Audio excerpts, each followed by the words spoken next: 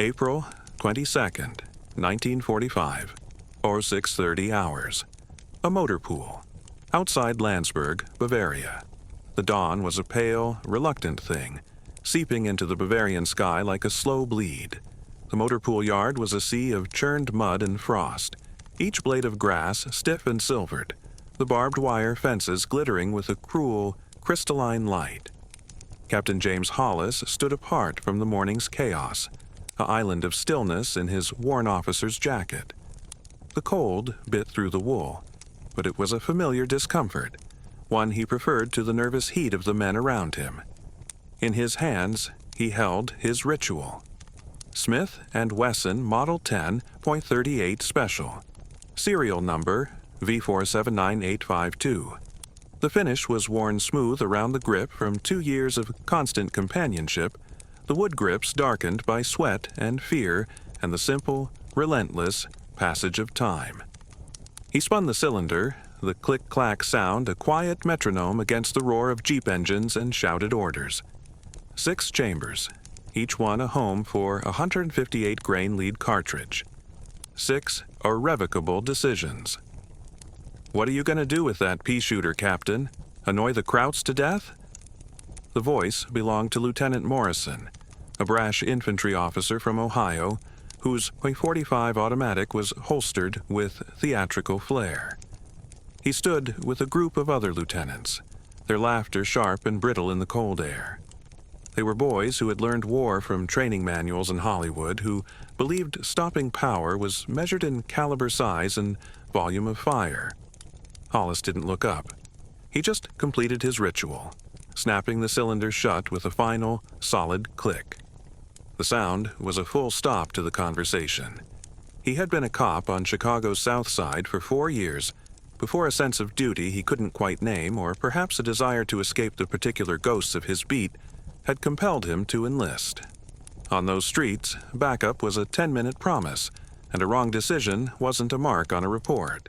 It was a widow in a black dress and a closed casket. The .45 was a sledgehammer, magnificent for knocking a man off his feet. The .38 was a scalpel. It was for the man who knew he had to hit exactly what he was aiming at, the first time, every time. It was a weapon of precision, and precision was a form of discipline. In a world gone mad, Hollis clung to his disciplines. His assignment this morning was simple on paper. Transport one high-value prisoner, General Major Wilhelm Brandt, 87 miles to Corps headquarters near Munich. Highway 17, through territory that was only nominally secured. A ribbon of asphalt through the bleeding heart of a dying Reich. His colonel had given him the orders with a clap on the shoulder that was a little too hard. "Try not to lose this one, James," he'd said, the smile not reaching his eyes. "And for God's sake, maybe borrow a real gun from the armory." Now, Sergeant Daniel Kotzmarek, CAC to anyone who valued their breath, sat behind the wheel of the Willys Jeep, his fingers a frantic drum solo on the steering wheel. Koch was 23, all wire-tight nerves and simmering rage. He'd grown up in Milwaukee, speaking the Hamburg-accented German of his grandmother, a skill that made him an invaluable interpreter and an intolerable companion on prisoner runs, because he understood the vile curses, the whispered boasts, the entire dark symphony of a defeated enemy. "You really think it's just going to be us? 2 men and a pop gun?" Koch's voice was low, tense. "We've managed worse," Hollis replied, his voice even, his eyes still scanning the perimeter. "Yeah, but worse usually involved a couple of Shermans and a platoon of grunts. Not this. Not just this." He gestured vaguely at Hollis's holstered revolver. Hollis finally looked at him. "Then let's hope the road is clear and I don't need to use it." The prisoner emerged from the processing tent then, flanked by 2 stone-faced MPs. General Major Wilhelm Brandt was a man in his 50s, but he carried himself with an ageless Prussian rigidity. Even in defeat, his spine was a ramrod. His uniform, though stripped of insignia, was clean, the ghostly outlines of where medals once hung speaking of a vanished authority. His eyes, a flinty gray, swept over Hollis with a look of polite, profound contempt. A chess grandmaster assessing a novice who had stumbled into the wrong tournament. Herr Hauptmann, Brandt said, his English precise, almost accentless. I am told you are to be my chauffeur. That's correct, General. 87 miles. Should take about 4 hours if the roads are clear. And if they are not? Brandt asked, a faint, almost imperceptible challenge in his tone. Then we'll adapt, Hollis said, his voice flat. He gestured to the jeep. Sergeant Kaczmarek will drive. You'll sit in the back. Don't do anything stupid, and we might all live to see dinner. A ghost of a smile touched Brandt's lips. I have nowhere to run, Captain. My home is likely rubble. My family... He stopped, and for a fleeting second the Prussian armor cracked, revealing something raw and human beneath. I have nowhere to run. They loaded him into the back seat. As Brandt settled in, Koch muttered something in low, guttural German. Hollis caught the word Verräter, traitor. He shot Koch a look that could freeze hell, a silent command that promised a conversation later. The jeep coughed to life, its 60-horsepower engine whining under the weight of gear, rations, and the heavy silence of its 3 occupants. The first 30 miles were a montage of ruin. They passed through a landscape of profound grief. Burned-out farmhouses stood like blackened skeletons against the gray sky. Roads were cratered, forcing Koch to swerve and slow to a crawl, and everywhere the refugees. A slow, trudging river of humanity flowing west, their faces hollowed out by loss, their worldly possessions tied in bundles or piled onto rickety carts. Brandt watched it all, his face an unreadable mask. Once, he broke the silence. Chicago. I visited in 1936 for an industrial exposition, a remarkable city. It smelled of ambition. Hollis, surprised, found himself describing the stockyards, the vast inland sea of Lake Michigan, the towering ambition of the skyline. For a few minutes, it wasn't a captor and prisoner. It was just 2 men, talking about a city that felt a world away. It was a fragile, fleeting moment of peace. Then they reached mile marker 34, and the world shattered. 09:47 hours. The roadblock. It materialized 100 yards ahead, a jagged scar across the road, a makeshift barrier of felled pine logs and rusted scrap metal. But it was the figures standing before it that turned Hollis's blood cold. Their uniforms were not American olive drab. They were the dappled, death's head gray of the Waffen-SS. 8, maybe 10 of them. Deserters, cut off from their units, turning to banditry, their fanaticism curdling into desperate savagery. Koch slammed the brakes, the jeep skidding to a halt. "Contact front," he barked, his voice tight. Hollis's mind, honed by years of split-second decisions on the streets of Chicago, processed the scene in a heartbeat. Roadblock. SS 8 hostiles. Objective, the general. He shoved Brandt down. Stay down. His command was quiet, absolute. Then he stepped out of the jeep, his .38 held visibly but not threateningly at his side. The leader, an Obertruppführer, stepped forward. He had the wild, fever-bright eyes of a true believer who had seen his faith fail and had nothing left but the fury. He sneered, a theatrical gesture of contempt. "The Americans send children with toys," he shouted in German. Then his eyes found Brandt in the back seat, and his face transformed. "Herr General Major, we are here! We will free you!" His men began to move, fanning out in a practiced semicircle, their rifles, a mix of Mausers and captured American carbines, coming up to low ready. 8 men. 6 rounds. The arithmetic of death was brutally simple, and every man on that road could do the math. Hollis raised the .38, not to aim but to be seen. His voice, when he spoke, was calm, his phrasebook German deliberate and clear. "This toy holds 6 rounds," he stated, the words cutting through the morning chill. "I was a police officer in Chicago for 4 years.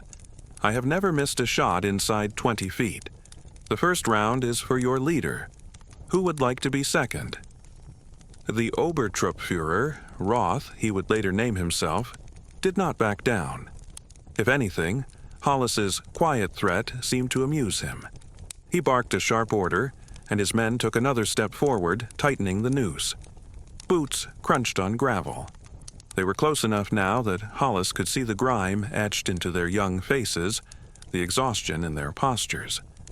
Men who had been living in ditches, eating despair. The most dangerous kind of men, those with nothing left to lose. Hollis did not flinch.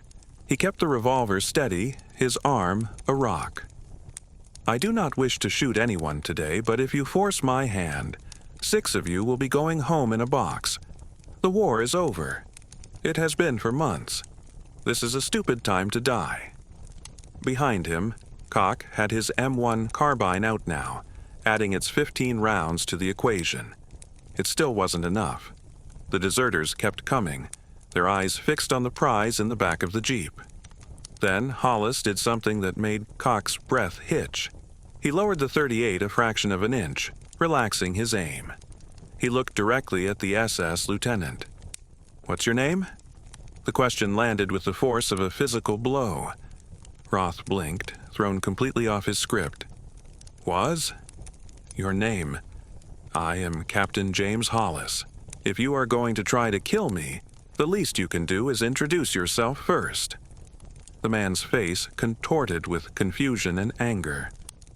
"Obertruppführer Roth," he finally spat out.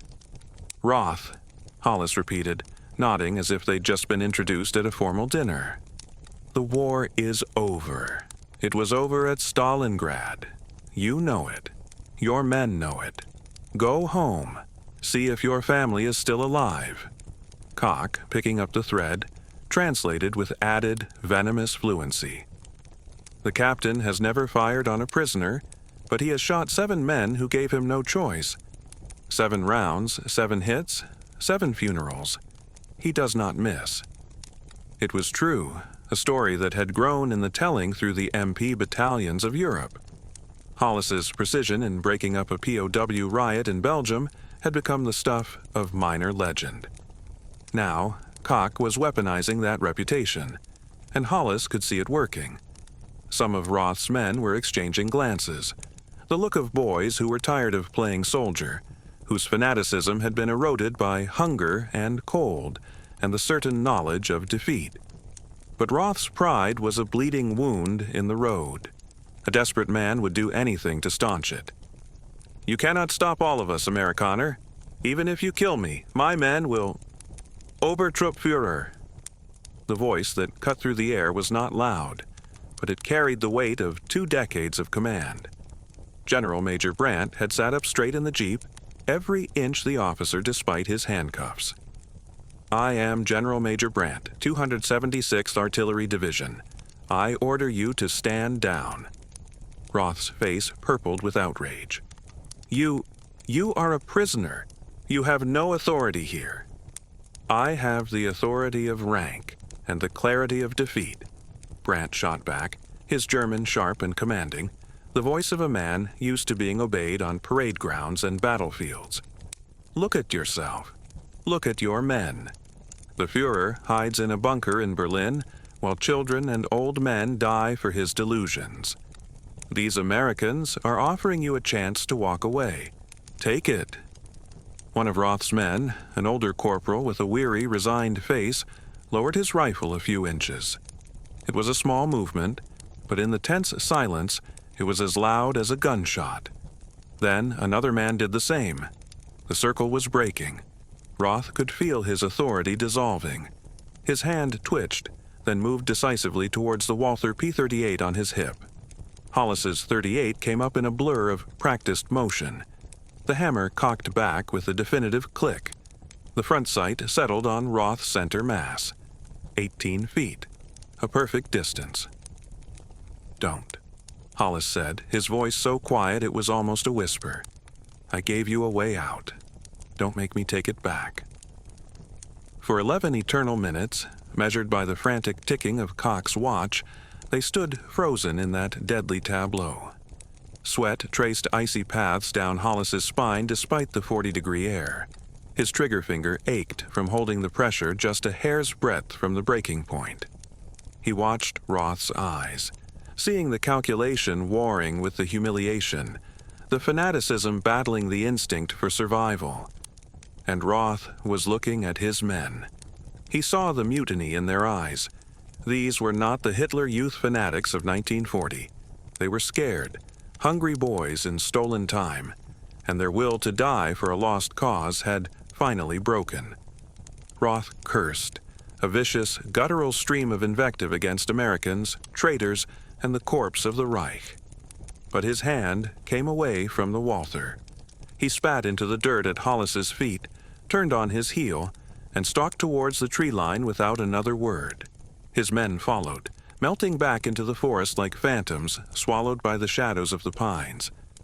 Within 30 seconds, the road was empty, save for the tire tracks, the makeshift barricade, and the thick, coppery taste of spent adrenaline in the air. Hollis exhaled a breath he felt he'd been holding for a lifetime. With meticulous care, he lowered the hammer on the .38 and slid it back into its holster. His hands were perfectly steady. It wasn't until 5 miles down the road, the forest a green blur outside the Jeep, that the tremors started, a fine vibration deep in his muscles that he clenched his jaw to control. "You think they'll come back?" Cock asked, his own voice unsteady. "No," Hollis said, staring at the road ahead. "They just wanted someone to give them permission to quit. We gave it to them." The forest and the wound Brandt was silent for the next 10 miles, his gaze fixed on the passing scenery, as if he were an archaeologist studying the ruins of his own civilization. The devastation was absolute. It was a landscape of negation. Finally he spoke, his voice soft.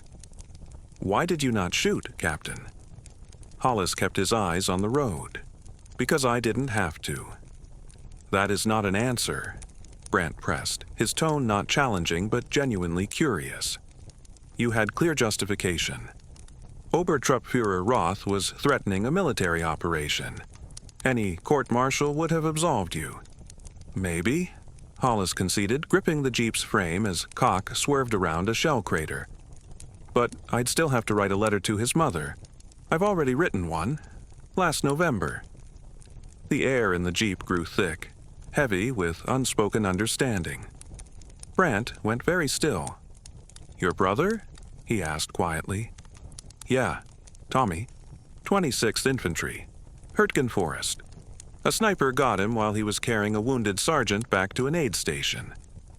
Hollis's voice was flat, professional, the way it always was when he spoke of Tommy, as if by stripping the emotion from the words he could contain the vast, hollow ache inside him. "He was 23. Got a Bronze Star. My mother keeps it on the mantelpiece next to his photograph." Brandt was silent for a long moment, the only sound the hum of the Jeep's engine and the crunch of tires on broken pavement. Then he said, "My son, Kurt, 1943. He was a bombardier, a Heinkel 111, the RAF over Kiel." He stopped, and Hollis saw the man's Adam's apple bob as he swallowed. "They told me it was quick. I do not know if that was a kindness or the truth." Cock glanced in the rearview mirror, his expression a complex map of hatred, pity, and confusion. The three of them sat in that humming metal box, two men who had dedicated years to destroying each other's worlds, now bound together by the most universal of losses. "I saw the camps," Brandt said suddenly, the words torn from him as if by force. "Not the worst of them, perhaps, but I saw Dachau in '43 when we moved units past it. The trains, the smoke." He stared down at his cuffed hands, as if seeing them for the first time. "I told myself it was a necessary brutality. That war, total war, requires hard choices. Someone must make them." "And now?" Hollis asked. "Now, my family is missing. My country is burning, and I wonder." Brent's voice, for the first time, held a faint, discernible crack. "I wonder if I chose not to see, because to see would have meant choosing between my oath and my own soul. It was easier to look away, easier to calculate trajectories and blast radii, and pretend the mathematics of destruction absolved me of the human calculus I refused to perform." Cock's knuckles were white on the steering wheel, the rage radiating from him a palpable heat. Hollis could feel it, the desire for a simple, clean vengeance for a monstrous, complicated evil. But this was not the time. "I became a cop to protect people," Hollis said, choosing his words with care. "I walked a beat in Chicago for 4 years, broke up fights, talked down drunks, pulled kids out of bad situations before they became permanent ones. Then this war started, and now I find myself guarding men I sometimes feel I should just shoot and be done with it." He took a long drink from his canteen, the water lukewarm and metallic. "But my father, he was a watchmaker, had hands as steady as stone. He told me when I was 16, 'The law ain't always right, James, but it's all we got standing between us and the animals. So you follow it, even when it hurts. Especially when it hurts." They reached a U.S. checkpoint at mile 61. There was hot, bitter coffee and the bland sanctuary of a K ration. A young infantry major, spotting the .38 on Hollis's hip, smirked. "That your sidearm, Captain? My grandma's got a bigger purse pistol." Before Hollis could form a reply, Brant spoke up, his English crisp. "Your captain is a skilled man, Major. I have witnessed it. Perhaps you should ask him to teach you what true skill looks like." The major's smirk vanished. He mumbled something about checking the perimeter and hurried away. Cock, for the first time that day, cracked a genuine, if weary, smile. Back in the Jeep, 61 miles down, 26 to go. The road ahead looked clear. For the first time since the pale light of dawn, Hollis allowed himself a sliver of hope. It was a dangerous, fragile thing. That was when the distant, throaty boom of artillery fire began to rumble, and the world, once again, tore open. Mile 68. The choice. The artillery was closer now. Not the higher-pitched report of American 105s, but the deep, resonant crump of German 88s. Cock slowed the Jeep as a pillar of thick black smoke began to rise from a tree line 2 miles to the east, staining the afternoon sky. An infantry runner, his face a mask of dirt and what looked like dried blood, flagged them down before the next checkpoint. He was breathless, panting. "Road's cut, Captain. SS Kampfgruppe broke through this morning. They overran a field hospital. Took some of our wounded hostages." He sucked in a ragged breath. "Division is sealing the breach, but it's going to take hours. You need to backtrack to the last intersection. Head west to the secondary route."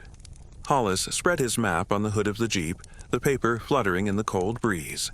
Backtracking meant 40 extra miles, at least 3 more hours, arriving after dark. His finger then traced a thin, almost invisible line cutting through the dense forest. A logging trail. Unmapped, unverified, almost certainly not cleared by engineers. A perfect place for an ambush or a mine. But it cut 8 miles off the journey. "What do you think?" he asked Cock. The sergeant stared at the dark line of trees as if it were a dragon's mouth. "I think we wait for armor, sir. Let the big boys punch a hole, then we follow nice and safe. That could be 6 hours, maybe more. And that trail could be lousy with landmines, or more of those deserters, or 100 things that turn this Jeep and us into red mist." Cock's voice was tight with strain. "Sir." Hollis looked back at Brant. The general was watching him, those flinty eyes calculating, weighing variables as he had his entire professional life. "What would you do, General?" "I would assess the strategic value of the prisoner against the tactical risk of unsecured terrain," Brant said, his tone neutral. He paused, then added, "But I suspect you are not asking for strategic advice, Captain. You're asking you if I am worth the gamble. Are you? Brant's eyes flickered to the tree line, then back to Hollis. A silent communication passed between them, built on the shared confidences of the last few hours. I know the locations of 3 SS Oberfuhrers who are in hiding. I know which Wehrmacht officers will testify against them at trial. I know the coordinates of munitions dumps large enough to kill hundreds if they are found by the wrong hands. He held Hollis's gaze. I am worth the gamble, Captain, but only if you believe that I will honor my word. Hollis made the call. We go through. Koch, stay sharp. Koch muttered a curse in German that was definitely not a prayer, but he wrenched the wheel and the jeep turned onto the narrow, overgrown trail. The forest enveloped them instantly. The world shrank to a tunnel of dark green and brown. The pines grew so close their branches scraped against the sides of the jeep. The light faded to a gloomy, cathedral dimness. The jeep crawled forward at a walking pace, its engine a frantic whine in the oppressive silence. Every bump, every pothole was a potential trigger. They made it 3 miles. Mile 71. The shot. Hollis saw them first, shapes in the shadows that moved with a wrongness, a rigid, formal posture that was distinctly un-American. Men in stolen U.S. Army uniforms, but their bearing screamed German infantry. They were trying to slip through the American net, desperate men wearing the skin of their enemy. One of them, a boy with a face still round with youth, saw the jeep. His eyes scanned it, then locked onto Brant in the back seat. His expression morphed from fear to a twisted, righteous fury. "Verräter!" he screamed, his voice cracking. "You sold us out! You sold Germany out!" He raised a Karabiner 98K rifle. Hollis had time only to shout, "He's a prisoner! Stand down!" The rifle cracked. The bullet smashed through the jeep's windshield, missing Koch's head by inches. The sergeant, acting on pure instinct, jerked the wheel hard. The jeep slewed violently, its tires digging into the soft earth of the ditch, and with a sickening lurch, it crashed into a deep rut, coming to a jarring halt, tilted at a 45-degree angle. Hollis was thrown clear, landing hard on his shoulder, a jolt of white-hot pain shooting down his arm. But his right hand, through some deep-seated muscle memory, kept its grip on the .38. He looked up, dazed, the world tilting.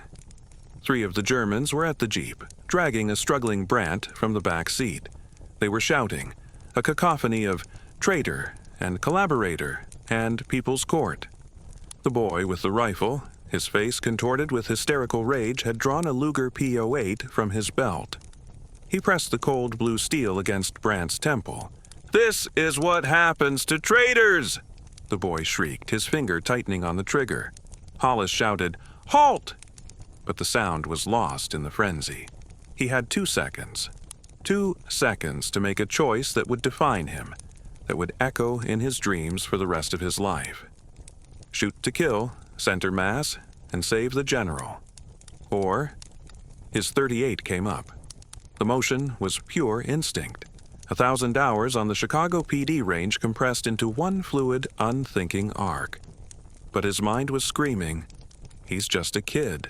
A scared, fanatical kid. The front sight settled not on the boy's center mass, not on his head, but on his right shoulder. A shot to wound, to disable, to give a life, however broken, a chance to continue. The range was 23 feet. The angle was awkward, 17 degrees upward. His finger found the trigger. The double action pull was a smooth, heavy 12 pounds. The .38 barked, a sharp, precise crack, utterly different from the boom of a .45. It was the sound of finality. The 158-grain bullet struck the boy high in the shoulder at 820 feet per second. It was a through-and-through, spinning him around like a marionette with its strings cut. The Luger flew from his grasp, landing silently in a bed of dead pine needles. The boy went down, screaming, a high animal sound of shock and agony, clutching at the ruin of his shoulder, blood welling thick and dark between his fingers. The other two Germans froze, stunned by the sudden, precise violence. Hollis was already moving, rolling behind the cover of a fallen log. "Next one, center mass!" he shouted in German. "Drop your weapons, now!" They dropped them. The fight was gone. The wounded boy was sobbing now, the sound raw and pathetic. "Mutter, mutter." Hollis moved to him. His .38 held low but ready. He knelt. The wound was clean. The brachial plexus likely damaged, but no major artery hit. Painful, debilitating, but survivable. "Hold still," Hollis said in German, pulling his first aid kit from his belt. The boy flinched away, his eyes wide with terror. "I'm not going to hurt you," Hollis said, his voice surprisingly gentle. "I already did that part." He worked quickly. Sulfa powder on the entry and exit wounds. Pressure bandages, wrapped tight. He jabbed a morphine syringe into the boy's thigh. As the drug took hold, the sobs subsided into ragged, hitching breaths, the panic receding into a glassy-eyed shock. "Dresden," the boy whispered, tears cutting clean paths through the grime on his cheeks. "I am from Dresden. I have not heard from my family since February, the bombing, the fire." His voice broke completely. "I just want to go home." Hollis thought of Tommy, of Brant's son Kurt, of all the telegrams that had turned homes into tombs. He thought of the letter he'd tried to write to his mother, the one where he confessed he no longer knew what he was fighting for, only what he was fighting against. He had torn it up, believing that doubt was a luxury, a betrayal of the dead. "You'll live," Hollis said softly, finishing the bandage. "The war is almost over. Go find them." Koch, with a tremendous effort, managed to get the Jeep's bent frame back on the trail. The engine, miraculously, still turned over. They loaded a silent, shaken Brandt back into his seat. They left the three Germans there, by the side of the trail, with their wounded comrade and the supplies to keep him alive until they could find help. The boy watched them go, his eyes holding a knowledge that was too old for his face. The reckoning. They reached division headquarters at 1640 hours, 4 hours late. The Jeep caked in mud, and the men caked in the grime of their ordeal. Hollis delivered Brandt to the intelligence officers in a converted schoolhouse that still smelled of chalk and children. He then handed over his Smith Wesson for the mandatory ballistics report after a discharge. No exceptions. His colonel, Bradford, was waiting for him in the corridor, his face a thunderhead. "Captain, you endangered a high-value asset, took an unsecured route without authorization, and discharged your weapon in an unauthorized engagement." Bradford's voice was like shrapnel. "You are on administrative leave. Effective immediately, pending a full inquiry. Dismissed." Hollis saluted, said nothing. He found Koch in the motor pool, sitting on an oil drum, smoking his third cigarette in a row and staring at nothing. They sat in silence for a long time, the setting sun painting the shattered buildings in hues of fire and blood. "You did the right thing," Koch said finally, crushing the cigarette under his heel. "Did I?" Hollis's voice was hollow. "I could have killed him. Center mass. He'd be dead before he hit the ground. It would have been cleaner, safer. But you didn't," Koch insisted. "You gave that kid a chance his own leaders never would have. That counts for something, Captain. In here." He tapped his chest over his heart. That night, in the stark solitude of his billet, Hollis tried again to write the letter to his mother. "I shot a man today," he began. "The first since Belgium. I shot him in the shoulder. I could have killed him, but I didn't. I'm so tired, Mom. I don't know what I'm doing anymore. I don't know if mercy is a strength or just a more complicated kind of cowardice." He wrote 3 paragraphs before the words blurred on the page. He crumpled the paper and threw it away. Some truths were too heavy to send through the mail. April 24th, 800 hours. The Colonel's office. Hollis stood at attention, expecting a formal reprimand, perhaps even a court-martial. Instead, he found Brant there, clean and composed in a fresh uniform, and an intelligence corps captain with a stack of translated reports spread across Colonel Bradford's desk. General Major Brant has been exceptionally cooperative, Captain, the intelligence captain said, a hint of awe in his voice. The locations of 3 senior SS officials, maps of hidden munitions caches, names of Wehrmacht officers willing to testify. We've already made 2 high-value arrests based on his information. Colonel Bradford looked as if he'd been forced to swallow vinegar. The general insists, he said, his tone grudging, that you are the reason he's talking. Through an interpreter, Brant spoke, his eyes fixed on Hollis. Captain Hollis spared the boy in the forest. I have seen officers, German and American, who would have killed him for convenience, for safety, for the simple reason that a dead man requires less paperwork than a wounded one. Captain Hollis did not. It was in that moment I understood that not all soldiers are the same. Some still fight for something that transcends the simple arithmetic of death. The interpreter's voice was flat, but the weight of the words filled the room. It was absolution, offered for a choice Hollis hadn't known he needed to be absolved for. Bradford cleared his throat. You're cleared of all charges, Captain. Your sidearm will be returned to you. He paused, and a flicker of something that might have been respect crossed his stern features. The ballistics report notes a single shot fired, 23-foot range, non-lethal wound, textbook marksmanship under extreme duress. The shooter exercised exemplary restraint. Another pause, longer this time. It seems, perhaps there is something to be said for that pop gun of yours after all. The .38 was returned to him that afternoon.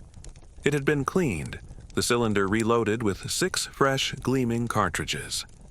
It felt familiar and heavy in his hand, a tool of his trade, but now it felt like something more. It was not just a weapon of precision, but a symbol of a choice he had made in a dark forest.